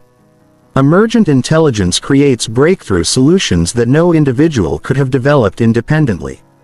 It enables groups to handle complexity that would overwhelm individual decision makers. It produces innovations that combine insights from multiple domains in ways that create entirely new possibilities. Creating emergent intelligence requires mastering all the mental frameworks we've discussed, and then learning to orchestrate them at the group level. It's the most advanced application of mental superiority because it requires simultaneously managing individual psychology, group dynamics, systems complexity, and strategic objectives. But when successfully implemented, it creates organizational capabilities that provide sustained competitive advantages regardless of changing conditions or individual turnover. Chapter 14. The Meta Game. Thinking about thinking. The highest level of mental superiority involves developing metacognition. Thinking about thinking. While most people operate from their thoughts unconsciously, masters learn to observe their mental processes, evaluate their thinking quality, and deliberately choose cognitive strategies based on what different situations require. This meta-level awareness creates exponential improvements in mental performance because you're not just thinking better. You're optimizing how you think about different types of problems. Metacognition begins with understanding that thinking isn't a single activity but a collection of different cognitive processes that can be consciously selected and combined. Problem solving uses different mental processes than creative ideation, which uses different processes than analytical evaluation, which uses different processes than strategic planning. Most people use the same thinking approach for every situation, like trying to use a hammer for every task, regardless of whether you're dealing with nails, screws, or delicate electronics. Mental masters develop cognitive flexibility, the ability to recognize what type of thinking a situation requires and consciously engage the appropriate cognitive processes. When facing complex analytical problems, they engage systematic logical reasoning. When generating creative solutions, they allow associative nonlinear thinking. When making decisions under time pressure, they rely on pattern recognition and intuition developed through previous experience. This cognitive flexibility requires building awareness of your default thinking patterns and the situations where those patterns are helpful versus harmful.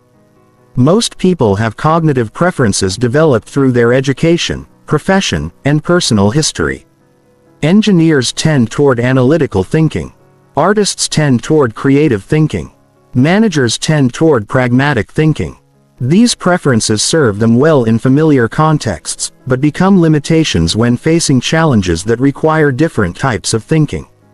Metacognitive awareness involves noticing when your default thinking patterns aren't producing useful results and consciously switching to different approaches. If analytical thinking isn't solving a creative problem, you need to recognize this quickly and shift to divergent associative thinking. If creative brainstorming isn't producing actionable solutions, you need to switch to convergent evaluative thinking. Advanced metacognition involves understanding the conditions that optimize different types of thinking and deliberately creating those conditions when you need specific cognitive capabilities. Analytical thinking works best when you're rested, focused, and have access to relevant information. Creative thinking often works better when you're relaxed, distracted from the problem, or engaged in physical activity that occupies your conscious mind while allowing subconscious processing. Strategic thinking requires alternating between big-picture perspective and detailed analysis, often over extended time periods. Intuitive thinking works best when you have extensive experience in the relevant domain and can trust pattern recognition developed through previous exposure. Understanding these conditions allows you to structure your environment and schedule to support the types of thinking your current challenges require. Metacognition also involves recognizing cognitive biases and systematic errors in thinking that affect everyone but can be managed through conscious awareness. Confirmation bias causes you to seek information that supports existing beliefs while ignoring contradictory evidence. Availability bias causes you to overweight easily remembered examples when making decisions. Sunk cost bias causes you to continue ineffective approaches just because you've already invested effort in them. These biases exist because they were adaptive in evolutionary environments, but often produce poor decisions in modern contexts. You can't eliminate them entirely, but you can learn to notice when they're likely affecting your thinking and implement conscious corrections. This might involve actively seeking disease-confirming evidence when making important decisions, consulting diverse information sources when evaluating options, or using structured decision-making processes that prevent emotional or intuitive biases from dominating analytical reasoning. The most sophisticated level of metacognition involves what philosophers call epistemic humility. Understanding the limits of your knowledge and the uncertainty inherent in complex situations. Most people operate with more confidence in their beliefs and predictions than accuracy data would justify. They mistake correlation for causation, assume their limited experience represents universal patterns, and underestimate how often experts in every field are wrong about future developments. Epistemic humility doesn't mean being uncertain about everything or lacking confidence in well-supported conclusions. It means calibrating your confidence levels to match the actual reliability of your information and reasoning. It means distinguishing between areas where you have strong evidence and areas where you're making educated guesses. It means updating your beliefs when new evidence contradicts previous conclusions rather than defending outdated positions. This intellectual honesty improves decision-making because it prevents overconfidence errors while maintaining appropriate confidence in areas where your knowledge is solid. It improves learning because you remain open to new information rather than filtering everything through existing beliefs. It improves relationships because people trust advisors who acknowledge uncertainties rather than claiming false certainty about inherently unpredictable matters. Metacognitive skills also include understanding how emotions affect thinking and learning to optimize emotional states for different cognitive tasks. Positive emotions tend to broaden attention and facilitate creative associative thinking. Negative emotions tend to narrow attention and facilitate focused analytical thinking. Moderate stress can improve performance on familiar tasks but impairs performance on complex or novel tasks. Learning to manage your emotional state based on what type of thinking you need enables consistently higher quality cognitive performance. If you need to engage in creative problem solving, you might listen to music, spend time in nature, or engage in physical exercise to generate positive emotional states that support divergent thinking. If you need to focus on detailed analytical work, you might eliminate distractions, work in quiet environments, and structure tasks to minimize stress and interruptions. Advanced metacognition involves developing what researchers call cognitive monitoring, real-time awareness of your thinking, quality, and effectiveness. Instead of just thinking, you simultaneously observe your thinking process and evaluate whether it's producing useful results. This allows you to catch unproductive thought patterns quickly and redirect mental energy toward more effective approaches. Cognitive monitoring involves asking yourself questions like, is this line of thinking moving me toward a solution or just creating more confusion? Am I getting stuck in analysis paralysis when I should be taking action? Am I making this problem more complicated than it needs to be? What assumptions am I making that might be wrong? This self-questioning becomes automatic with practice and dramatically improves thinking quality. The ultimate level of metacognition involves what some researchers call meta-metacognition. Thinking about your thinking about thinking. This involves developing awareness of your metacognitive patterns and optimizing those patterns for different situations. You might notice that you tend to overanalyze decisions in certain contexts, underanalyze decisions in other contexts, or consistently miss certain types of considerations when evaluating options. This awareness allows you to develop personal thinking systems that compensate for your cognitive blind spots and leverage your cognitive strengths. Instead of just hoping to think better, you create systematic approaches that reliably produce high-quality thinking regardless of circumstances, mood, or pressure. Chapter 15. Sustaining mental dominance for life. Mental superiority isn't achievement you reach and then maintain effortlessly. It's a dynamic capability that requires continuous cultivation, deliberate practice, and systematic protection against the forces that naturally degrade mental performance over time. Understanding how to sustain and continue developing mental dominance throughout your life is what separates those who experience temporary improvement from those who build lasting transformation that compounds across decades. The first challenge to sustaining mental dominance is what psychologists call hedonic adaptation. Your tendency to return to baseline levels of satisfaction and performance even after significant improvements when you first develop better decision-making skills or emotional regulation capabilities. The improvements feel dramatic and motivating. But over time, these enhanced capabilities become your new normal and you stop consciously appreciating or maintaining them. This adaptation process serves an important evolutionary function by preventing you from becoming complacent when facing new challenges. But it also creates a risk that you'll unconsciously regress to previous mental patterns if you don't actively work to maintain your enhanced capabilities.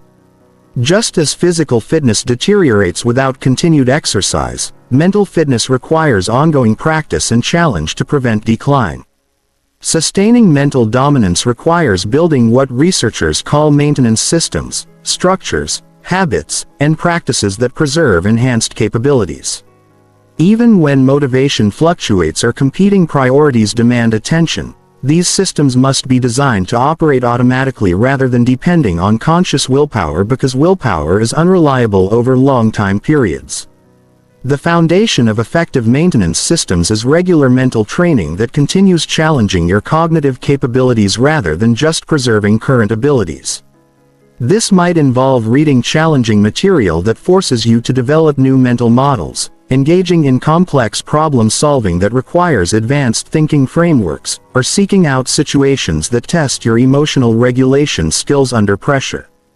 Maintenance training differs from initial skill development because it focuses on preserving and refining existing capabilities rather than building new ones from scratch.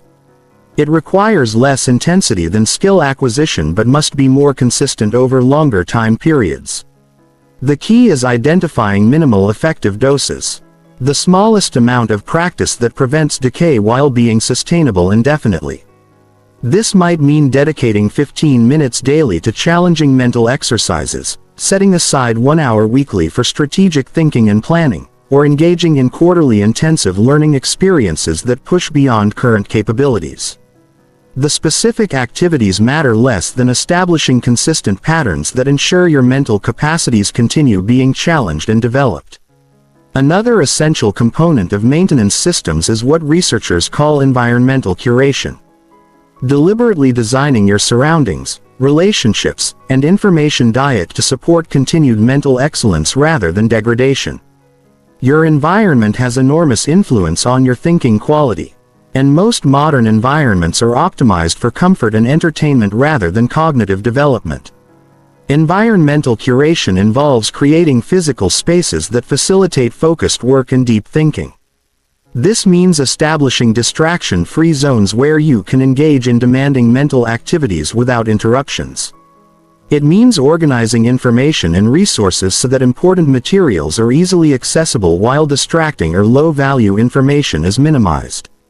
Social environment curation is equally important because the people you spend time with significantly influence your mental standards and development trajectory. Surrounding yourself with individuals who operate at high cognitive levels maintains pressure to continue improving rather than becoming complacent. Engaging with people who challenge your thinking prevents intellectual stagnation that occurs when you only interact with those who share your existing perspectives. Information diet curation involves being strategic about what content you consume rather than passively accepting whatever captures your attention. This means actively seeking out challenging high-quality information sources while eliminating low-value content that doesn't contribute to your mental development. It means choosing books, articles, podcasts, and conversations based on their potential to enhance your thinking rather than just their entertainment value. Sustaining mental dominance also requires understanding and managing what researchers call cognitive load. The amount of mental effort your daily activities require. Modern life creates enormous cognitive demands through constant decision processing and attention management. If you don't systematically manage these demands, they can exhaust your mental capacity and prevent you from engaging in the challenging thinking that maintains mental superiority. Cognitive load management involves identifying and eliminating unnecessary mental demands that don't contribute meaningful value to your life or goals. This might mean simplifying daily routines to reduce trivial decision using systems and templates for recurring activities, or delegating responsibilities that don't require your specific capabilities. It also involves protecting your peak mental energy for the most important cognitive tasks rather than dissipating it on low-value activities. This requires understanding your natural energy rhythms and scheduling demanding mental work during periods when your cognitive capacity is highest while handling routine tasks during lower energy periods. Advanced sustainability strategies include developing what researchers call cognitive reserves, mental capabilities that provide resilience against age-related cognitive decline and temporary setbacks from illness, stress or life disruptions. These reserves are built through continuous learning, physical exercise, social engagement, and challenging mental activities that create redundant neural pathways and enhanced brain plasticity. Research shows that individuals who engage in lifelong learning and mental challenges maintain cognitive abilities much longer than those who become intellectually passive after their formal education ends.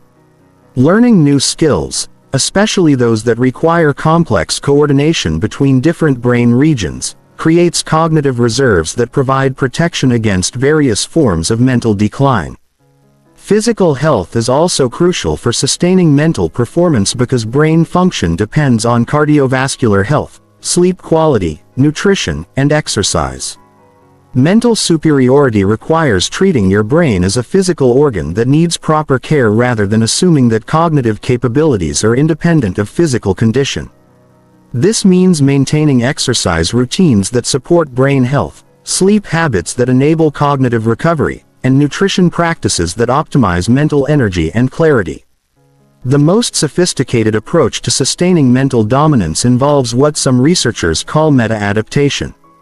Continuously evolving your mental development strategies based on changing circumstances, age-related factors, and new scientific understanding about cognitive optimization. Instead of rigidly following the same practices indefinitely, you adapt your approach based on what current research reveals about brain health and what your personal experience shows about what works best for your specific situation. This requires staying informed about developments in cognitive science, neuroscience, and psychology that might inform better approaches to mental development. It involves experimenting with new techniques and technologies that might enhance cognitive performance. It means regularly evaluating your current practices and updating them based on results rather than continuing ineffective approaches just because they worked previously. The ultimate goal of sustaining mental dominance is creating what researchers call cognitive flourishing. A state where your mental capabilities continue expanding throughout your life rather than just being preserved. Instead of fighting against inevitable decline, you structure your life to enable continued growth in wisdom, insight, and mental sophistication.